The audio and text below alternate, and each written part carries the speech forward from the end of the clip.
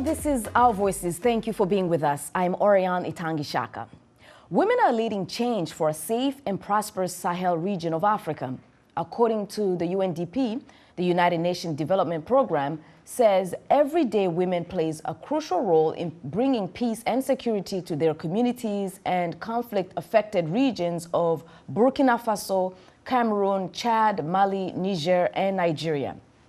However, UNDP also notes that women continue to face numerous challenges stemming from deeply ingrained social cultural norms and structural barriers. Today on Our Voices, we hear about their journeys and what experts say they can do more for greater gains when fighting for peace and security on the continent. First, as usual, I'm here with my co-host, my brilliant co-host, Ginny Niwa, and Simenyesh Yakoye to look into this. And I'm going to begin the question with both of you ladies, but also with our viewers who can also participate online. History tells us that African women have always been instrumental in peace building in their countries, yet today they make up less than 10% of peace negotiations globally. So today we will talk about some of the great things they are doing to bring peace in their countries and ask if they are taken seriously as legitimate agents of change. But here's my take. My theory is that throughout the media, and maybe also we are guilty of this as people in the media, African women more often than not are portrayed as victims who are weak and vulnerable, and could this be what is causing their portrayal as weak and vulnerable and maybe not able to do change in their community, especially in peace and security issues? I mean, I don't think we're guilty, and I don't think it's the media that's portraying women in conflict areas as victims, because they are actually victims. They are displaced, they lose their husbands, their son to the war, they get raped, they are enslaved. And we have seen a lot of reports where sexual violence is being used as a weapon of war, right? But when it comes to peace negotiations, conflict resolutions, women are denied a table. They are denied a voice. They are denied a spot. And without, having women in these processes, it's hard to bring a long-lasting solution. And we have seen that recently, for example, in Kenya, following the post-election violence in 2008. Women activists mobilized themselves, mobilized the community, and they were able to bring constitutional reform and land reform. And we have seen that in the past also in Liberia case and many other grassroots efforts where women can actually be instrumental in lasting peace, but they are often denied a table. Correct. I think we're just reporting what's the facts. Yes, exactly. Well, women are definitely on both sides of the spectrum. They are victims, but the media, I feel, doesn't cover all the efforts. And we know women can be activists. They can be in social, civil society. They can be agents of change in, humanitarian. And also the motives are not always to have the light on them, as opposed to, other gender who may need, more, political gains. Yes. Gains, and yes. So maybe that's where we are guilty. Right. We are not really showcasing the grassroots efforts women make, and the impact they are having in their grassroots communities. Absolutely. That's where we fail, because we don't highlight that. And I think especially for the Sahel, I mean, I rarely, except for the fact that I understand French and I can tap into the news in French, but we don't hear a lot about what they're doing to bring peace. So maybe we need to do a little bit more, and we're doing that today by talking about what they're doing. So due to the crisis affecting Burkina Faso, women have decided to fully engage in the search for peace.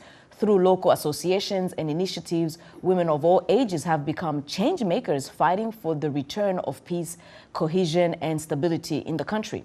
Let's hear how these Burkinabe women are leading their battle to promote peace in this report made by Gildas Da in Ouagadougou, Burkina Faso. The organization Women, Peace and Security in Burkina Faso has mobilized more than 250 women to generate messages advocating for peace that are posted on social media platforms. It's one of the many women's associations that work to promote peace and conflict prevention. Et je pense que dans chaque famille, in every family, there are women and young girls. So if women understand that they can be actors in everything related to conflict management and the inclusion of values, we can inspire a generation that will contribute to peace and security. As for conflict management, in 2024, we focused on organizing workshops called Impact Workshops. These workshops aim to equip hundreds of young women on issues of misinformation, information, current political reforms, indigenous governance, and conflict prevention. We organize these training sessions where experts explain to these young women how they can contribute to this process of peace and security. These are workshops where we simulate conflicts and they have to find ways to resolve them. These programs are aimed at helping address situations that lead to conflicts. Peace advocates say the objective to get women to play a key role in getting the country back on the right track and made Burkina a place of peaceful coexistence. Our main focus is on dialogue. We are convinced that it's through dialogue that we will be able to bring about change. The core of our activities is to bring young people together and to organize inter- and intra-generational dialogues. The youth talk to each other and also with their elders. We are convinced that we must work with the youth because they are the future. Our goal is to make peace a habit for all Burkinabe so that everyone understands that without peace, we can do nothing.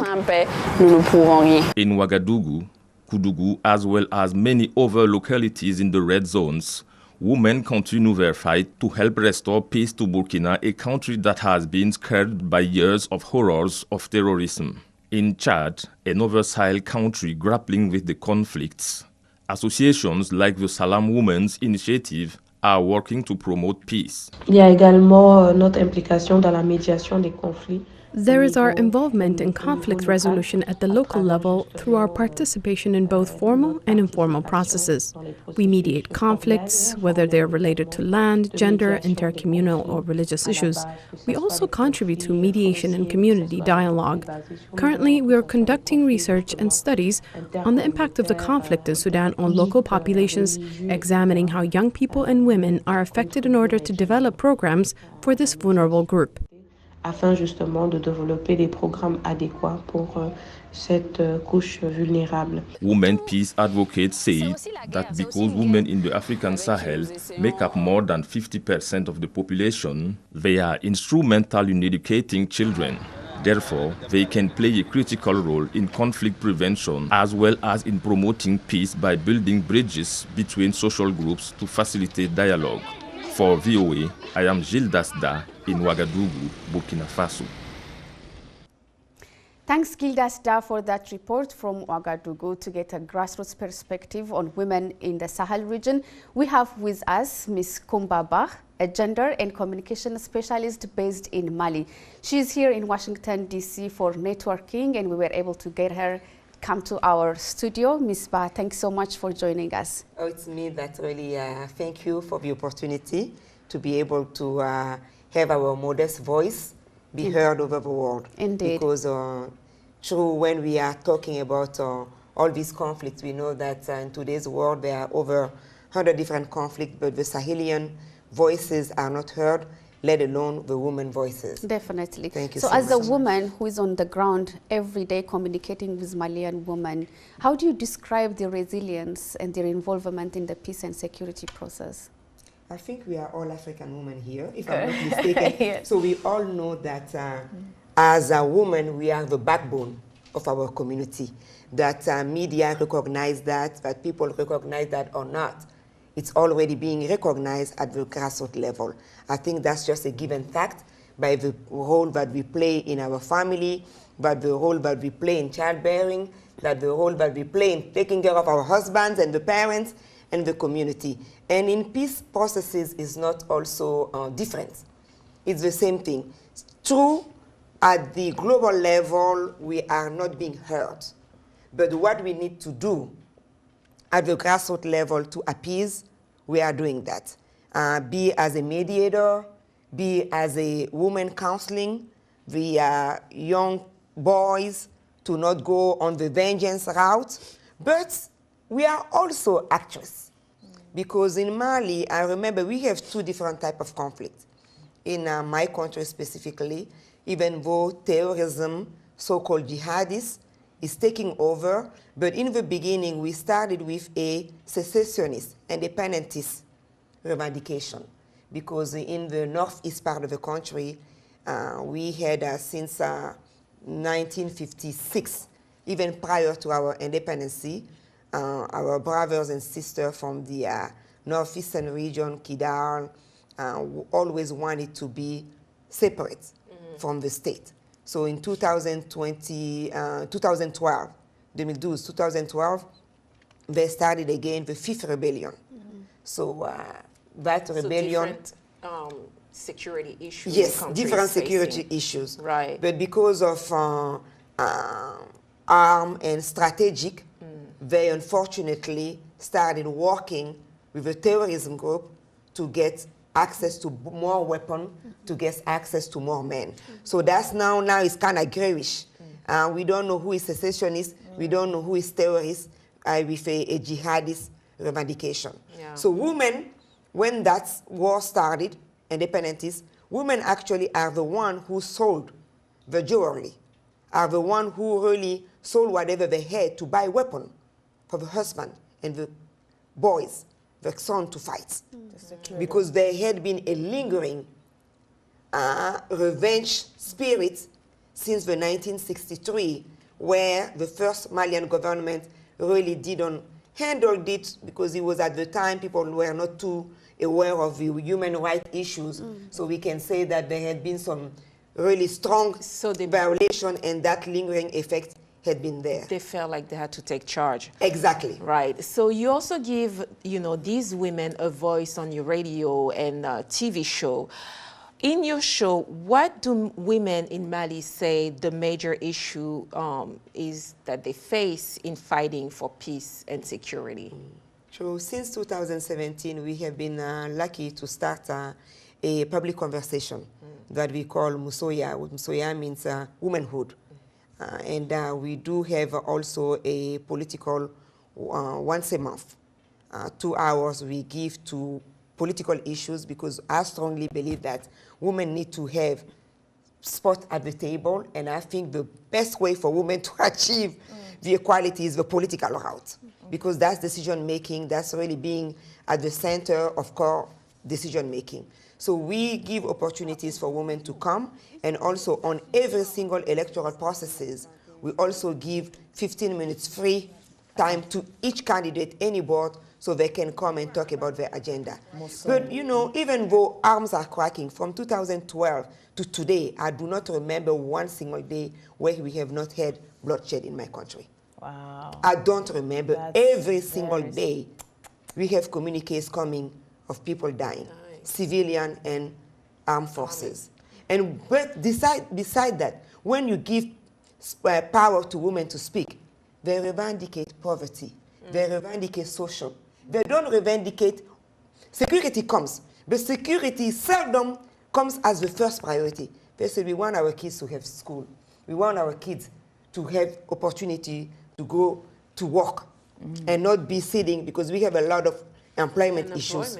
Yes. We want food for our kids. We want work for our kids. Right. We want dignity for our kids, because if the kids are not working, that's when jihad becomes attractive to them. Because you see, you don't have $100 a month, and the jihad calls you and give you $300 a month. Yeah, you take it. That's true. Well, it is now time for a short break. When we return, we'll talk to Wapoenje Dacruz Evora of the United States Institute for Peace Africa Center, who says for decades, women in the Sahel have been put aside from peace and security decisions. We hear more from her, but what it is your take on it? We ask you to share this on our social media platform at VOA Africa. We are on Facebook, Instagram, and X, formerly known as Twitter. Use the hashtag VOA Our Voices. Stay with us. We'll be right back.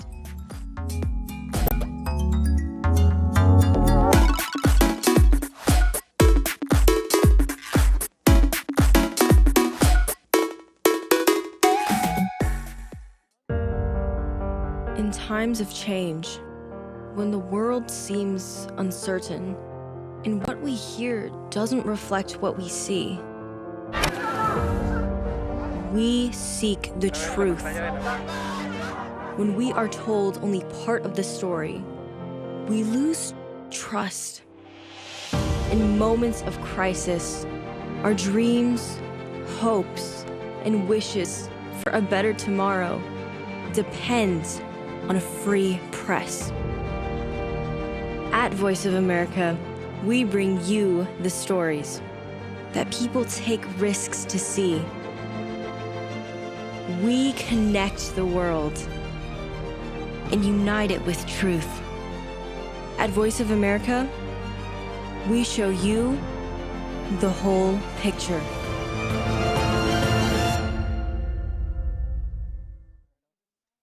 You're watching VOA's Red Carpet. My name is Jackson Vunganye. Thank you so much for joining us each week right here on Red Carpet. We bring you the latest in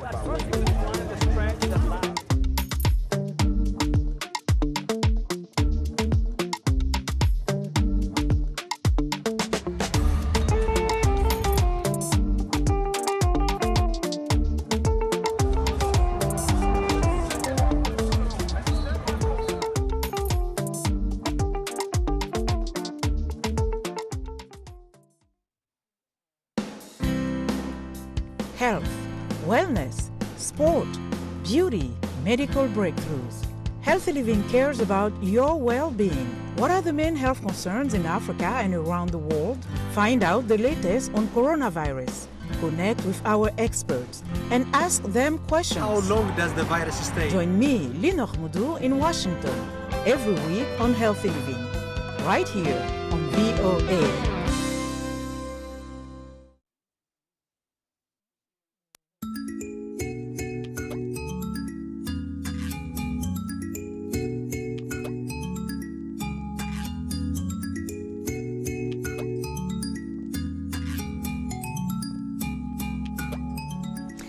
Welcome back. You are watching Our Voices, and we are discussing the role of women in fighting for peace and security in the Sahel region of Africa. Still with us is Ms. Coumba Bah, a gender and communication specialist based in Mali. Now joining us is Wapoenje Dacruz Evora from the United States Institute for Peace Africa Center based here in Washington, D.C. Since early 2022, she has worked with USIP's Women Preventing Violent Extremism program, which is active in the Horn of Africa and the Sahel region. Ms. Wapoenje, thank you so much for joining us. Yes, very welcome. We appreciate you being here, giving us a larger scale perspective. Definitely. So you say that women have been kept aside from communities regarding decisions on peace and security. How so? So, women have been long pregnant with peace building. Now it's time to give birth. So for the past 3 decades, women have been put aside from decision making into peace and security because of like society habit of having like this partnerless society. But we as an expert, we've been observing that women have been victims of violence, and all of a sudden they pass as actors of violence. And we decided that it was maybe time to think differently how we approach peace with women.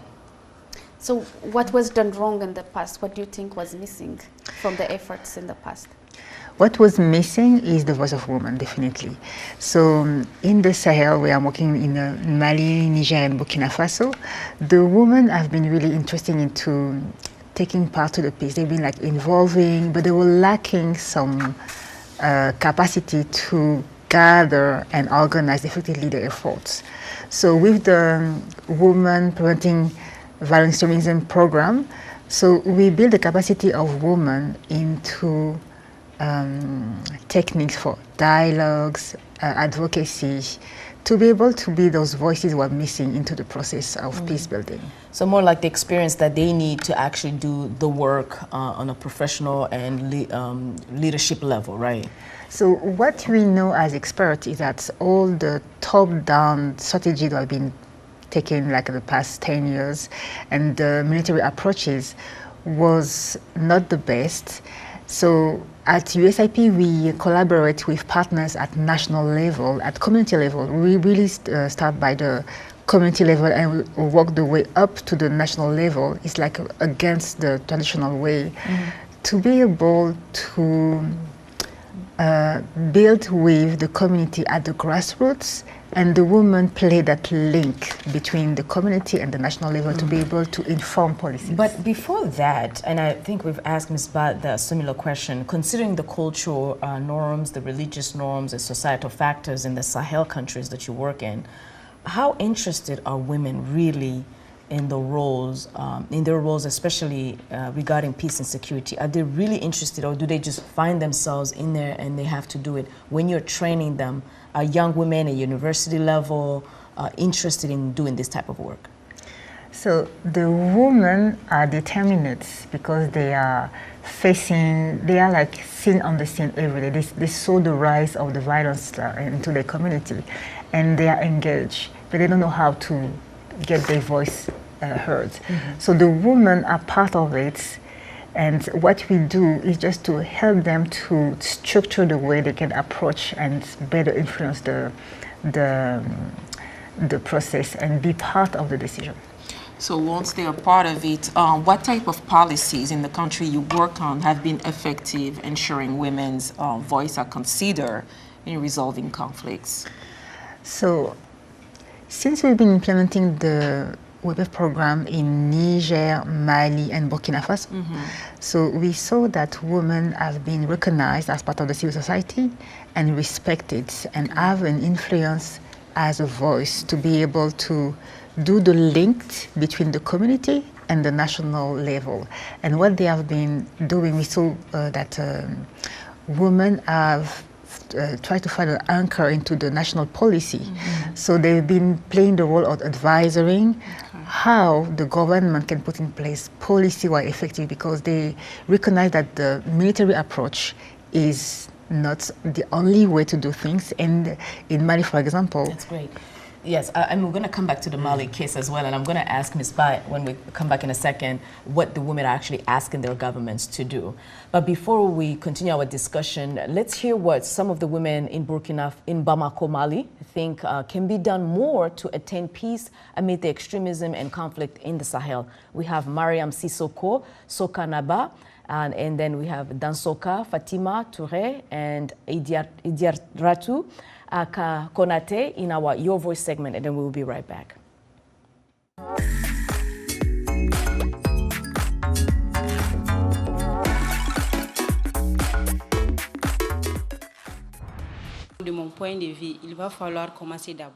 My point of view is that we will have to start with education first, because an educated girl is very useful for society and for her family. Our country should promote girls' education by implementing policies in order to make young girls' autonomy a reality in the Sahel.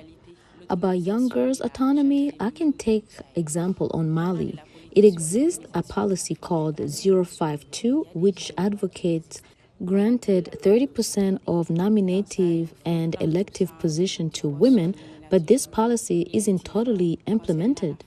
Les femmes peuvent également jouer un rôle de plaidoyer.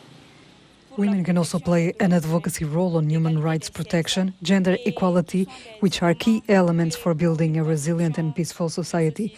That's why it is imperative to be supported by government and their husbands, because they are often marginalized and deprived of their rights. Parce qu'elles sont souvent marginalisées et privées de leurs droits.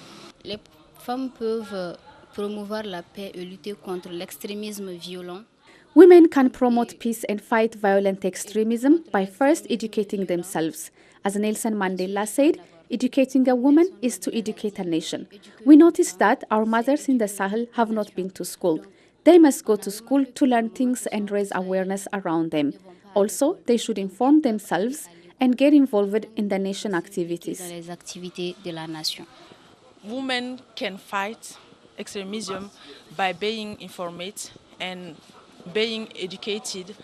By education, they can learn and understand the conflict situation in which they living, and they can explain in their children too, to understand the situation.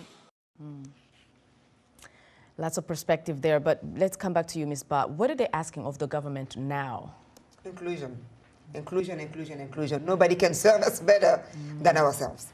So that needs to be right, because a lot of people think that, no, they know better, or we can decide, don't know, we got your best interest at heart. No, no, no, let us be there to decide. Yeah. We want inclusion, we want peace, because without peace, nothing is possible. So men needs to be able to really calm down the weapons. We want development. Right. That's important. We want just That's what they're asking the government. Yes. So maybe, Ms. Wapoenje, quickly, the women were talking about education. What would be the role of education in, for women? In peace and security, I suppose, yes? Yes. So the women in peace and security play a role that they play the link between communities to re-implement cohesion into the society. And so what we do in Mali, for example, the women have been part of committees that advise the governments on this new national policy. We want to have like an approach, of social approach to the external alliances and not only military. Okay. Well, we'll end the conversation here. There's so much to learn, but I think we've learned a lot today on what's going on in the Sahel. We'll end our show on that note. Thanks to our guest, Mrs. Coumba Bah, a gender and communication specialist based in Mali, and Wapoenje Dacruz Evora from the United States Institute for Peace Africa Center here in Washington, D.C. Be sure to watch our voices on the VOA website at voaafrica.com. On our YouTube channel, where you can catch up on the latest episode and the top news stories from around the globe. And of course, thanks to our editorial and production teams here on Our Voices. On behalf of VOA, thanks for tuning in. Until next time, peace.